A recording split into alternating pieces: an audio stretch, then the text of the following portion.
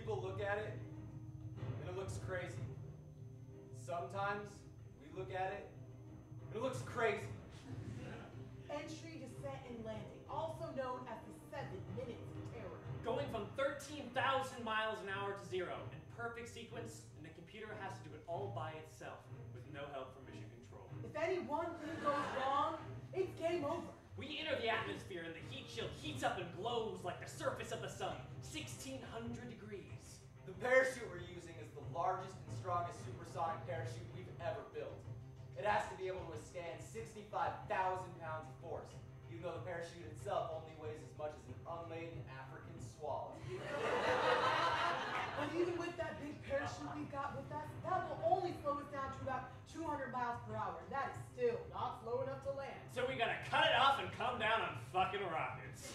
If we just turn on the rocket motors, we're gonna snap right back into the parachute.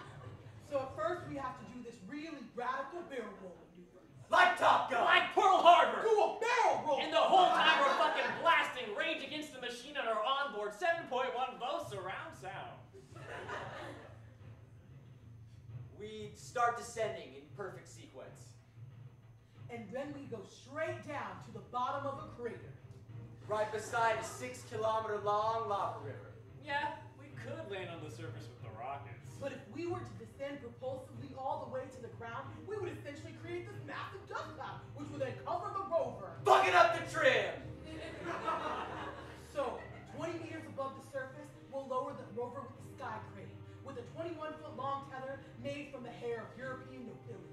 Generations of inbreeding led to hair with amazing tensile strength. And severe brain abnormalities. And all the while, our onboard dispensers are scattering dove feathers and rose petals above the landing site. We deposit it on its wheels on the surface. We cut the bridle and fly the descent stage away from the rover.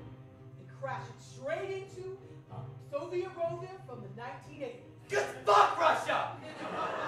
All in all, it's like shooting a bullet and hitting a fruit fly on a grate rolling down Lombard Street in San Francisco, while you're blindfolded in a cafe in Lisbon getting a blowjob from Cleopatra. Oh, and the gun just happens to be made out of smallpox. You could call it rocket science.